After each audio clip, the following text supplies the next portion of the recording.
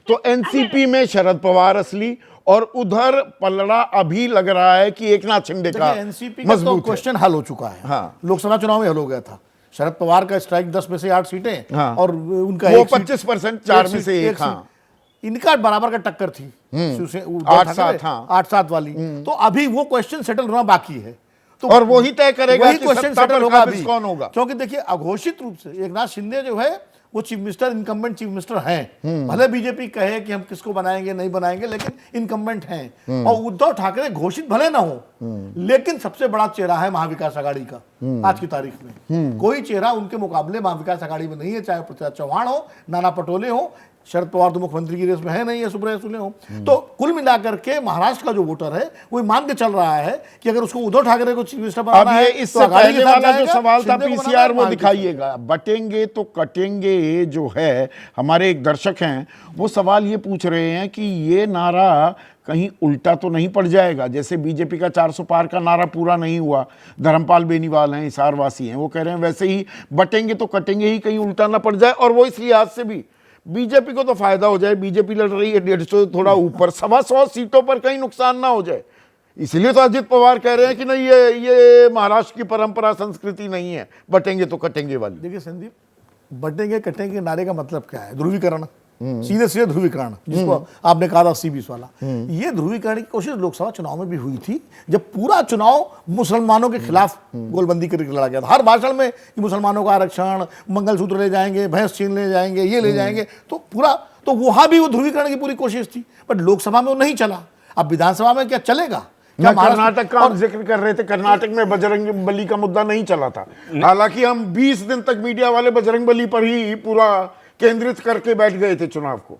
दूसरी बात जो ये है कि आपने जो पंकजा मुंडे का नाम लिया, विखे पाटिल ने भी आज ये कहा कि नारा यहाँ नहीं चलता। अजित पवार तो कह ही चुके हैं। दरअसल में ये वो कॉन्स्टिट्यूएंसी, पार्ली की जैसे सीट है वहाँ पर, पंकजा मुंडे वाली, वहाँ पर उनको मुस्लिम वोट भी पड़ता है, तो वहाँ असर पड़ता है, तो वो उसी हिसाब से वो काम कर रहे हैं। इसमें एक जो बड़ी लड़ाई हो रही है कि योगी जो पहले गली मोहल्लों में मीटिंग्स करते थे, इस बार बड़ी रैली कर रहे हैं, और उनकी रैली में भीड़ आ भी रही है। ये जो बात जो नीरजा ने कहा, वो मुझे बहुत लोगों ने कहा कि उद्धव ठाकरे की रैलीज में बड़े लोग आ रहे हैं, शरद पवार की रैलियों में अभी भी बहुत लोग आ रहे हैं। और उधर एकनाथ शिंदे, जो अगर आपको याद हो शुरुआत में जिस तरह से वो इंटरव्यू देते थे, मैंने उनको शुरुआत से इंटरव्यू किए हैं, जिस तरह से वो एक तरीके से नर्वसनेस थी, वो अब एक कॉन्फिडेंस में बदल गई है। मुश्किल सवालों को वो हंस के टालना सीख गए हैं। तो उनमें एकनाथ शिंदे उनमें एक बड़ा बदलाव एकनाथ शिंदे में देखा जा सकता है। और जो बीजेपी में एक जो लड़ाई चल रही है, में देवेंद्र फडणवीस का नाम सामने ला देना,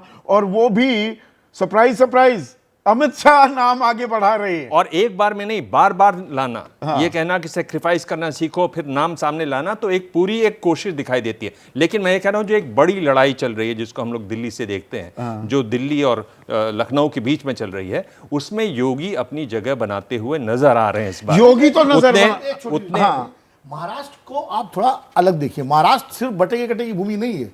वो अगर सावरकर का राज्य है तो शिवाजी, अंबेडकर और सावित्रीबाई फुले और ज्योतिबा फुले का भी राज्य है, शाहू जी महाराज का भी राज्य है। वहां सोशल जस्टिस का भी एक बहुत लंबा, राघवेंद्र सिंह यही बात कह रहे हैं, बुंदेलखंड वासी हैं, ही इज एक्यूइंग योर थॉट्स। वो कह रहे हैं जनता कंफ्यूज हो चुकी है कि वोट किसे देना है। एक तरफ विकास और हिंदुत्व है, दूसरी तरफ संविधान है, कि भाई जाएं तो जाएं कहां पर। इसमें जो क्लेवर चालाकी वाली राजनीति करने की जो कोशिश की जा रही है विनोद, कि भाई अजित पवार कह रहे हैं ऐसी परंपरा नहीं है, ऐसे संस्कार नहीं है, नवाब मलिक एतराज के बावजूद बीजेपी के उनके लिए, उनको ना सिर्फ टिकट दिया, उनके लिए प्रचार भी कर रहे हैं।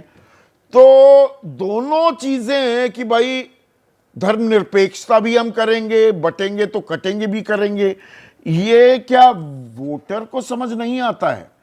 या ये एक ऐसी चुनावी रणनीति है, इसके अप्रत्याशित नतीजे भी हो सकते हैं? दो छोटी छोटी बातें मैं कहना चाहता हूं। भारतीय जनता पार्टी सिर्फ कांग्रेस और एमवीए को नहीं हराना चाहती, वो उद्धव ठाकरे को और अजीत पवार को, उनकी राजनीति को खत्म करना चाहती है। और ये भारतीय जनता पार्टी और संघ जो है, उनका जॉइंट ऑपरेशन है महाराष्ट्र में। दूसरा, महाराष्ट्र में उतनी तवज्जो शायद वो ना दे रहे हों, लेकिन जो फुट सोल्जर्स हैं, जो कि संघ परिवार से आते हैं, उनका मेन फोकस जो है दिल्ली में, उत्तर प्रदेश में भी है। अभी किसी ने कहा कि योगी आदित्यनाथ उभर के आ रहे हैं। वो नहीं चाहते कि योगी आदित्यनाथ उत्तर प्रदेश में वीक हो। भले ही महाराष्ट्र हार जाए, लेकिन उत्तर प्रदेश में योगी वीक नहीं होना चाहिए।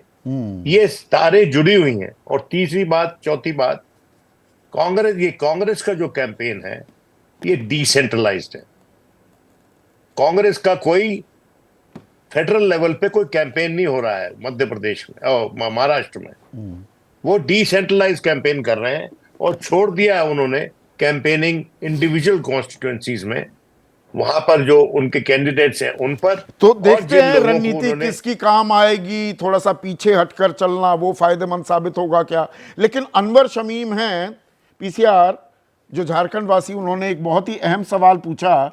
संजय, इस सवाल पर मैं आपकी तवज्जो भी चाहूंगा। धनबाद से सवाल पूछ रहे हैं, बटेंगे तो कटेंगे से बीजेपी की सहयोगी ही खुश नहीं है, तो इसका असर क्या होगा, देखने वाली बात होगी। अब बटेंगे कटेंगे बीजेपी को डिविडेंड दे दे, क्या ऐसा भी हो सकता है कि 125 सीटों पर वो नुकसान पहुंचाती दिखे एकनाथ शिंदे को और एनसीपी को? देखिए, कई बार ऐसा होता है। इस बात, ये कोई नई बात नहीं है कि बीजेपी के नेताओं के द्वारा कभी कभी ऐसे नारे दिए गए या ऐसी पहल की गई जो उसके सहयोगी ही नहीं खुश होते हैं। लेकिन उसका सीधा सीधा संबंध ये नहीं निकाल देना चाहिए कि सहयोगी खुश नहीं है, लेकिन हो सकता है जनता खुश हो। लेकिन इसका चूंकि कॉम्पोजिशन इस तरह का है, उनके सहयोगी कुछ ऐसे इलाकों में चुनाव लड़ रहे होंगे जहां मुस्लिम वोट एक तरह से महत्वपूर्ण है, तो वहां पर उनके सहयोगियों को नुकसान हो सकता है बीजेपी को फायदा हो जाए, उनके सहयोगियों को नुकसान हो सकता है। इसकी गुंजाइश बनी रहेगी संदीप। मुझे लगता है कि हमें इसका इंतजार करना चाहिए और बाद में पता चलेगा कि सचमुच नुकसान हुआ या नहीं हुआ।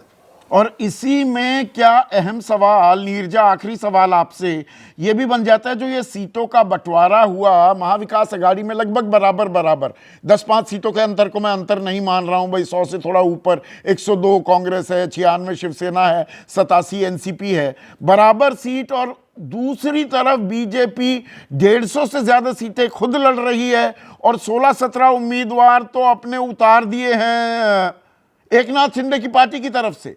उम्मीदवार बीजेपी के हैं, चुनावी चिन्ह है सिर्फ एकनाथ शिंदे का, और 6 एनसीपी में भी। क्या इसका भी असर दिखेगा या ये चुनावी नतीजे तय होंगे इस पर? देखिए, सिंगल लार्जेस्ट पार्टी तो मान ही रहे हैं कि भाजपा के चांस हैं कि क्योंकि इतनी सीटें वो जीत रहे हैं। लेकिन मैं एक सवाल कहूंगी आपसे। आज फॉर इंस्टेंस अजीत पवार सबसे कमजोर कड़ी माने जा रहे हैं, पर कल ऐसी सिचुएशन आ जाती है कि दोनों बराबर हैं और अजीत पवार की 15-20 सीटें भी हैं अगर वो पलड़ा उस तरफ जाता है तो अजीत पवार सीएम बन सकते हैं एमबीए के। मैं बहुत ही मतलब जिसको कहते हैं ना स्पेक्युलेटिव बात कर रही हूँ। पर अगर मान लीजिए ऐसा आंकड़े आते हैं कि बहुत करीब है, जो कि बहुत लोग मान रहे हैं, और इस बार लोगों ने जो शब्द यूज किया गांव में कई लोगों ने, इस बार तो खिचड़ी पकने वाली है। उनको लगता है क्लियर मैंडेट नहीं होगा और या बहुत करीबी होगा। और खिचड़ी में क्या आखिरी छौंक दरअसल अजित पवार लगाते दिखेंगे। संदीप, हाँ। अगर एकनाथ शिंदे इस तरफ है और फडणवीस को सीएम बनाने की मुहिम चलती है, तो क्या एकनाथ शिंदे दूसरी तरफ नहीं जा सकते? उनके रिश्ते तो बहुत अच्छे हैं शरद पवार के ये साथ। देखिए, ये आपने ये रोचक बना दिया। अब आने वाले दिनों में नीरजा चौधरी ने जो कहा है वो बात क्या उसकी गूंज भी सुनाई देगी? जैसे ही घड़ी का काटा दोपहर 2:30 पे आए, बबीता जी का दिल सास बहू साजिश के लिए मचल जाए। और ये है इनकी बहू, पूरे दिन ऑफिस की टेंशन हो जाए गॉन जब ये करें अपना फेवरेट शो फ्री टाइम पे ऑन।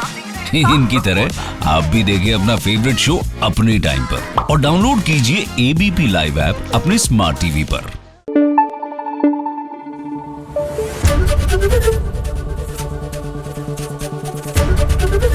एबीपी न्यूज आपको रखे आगे।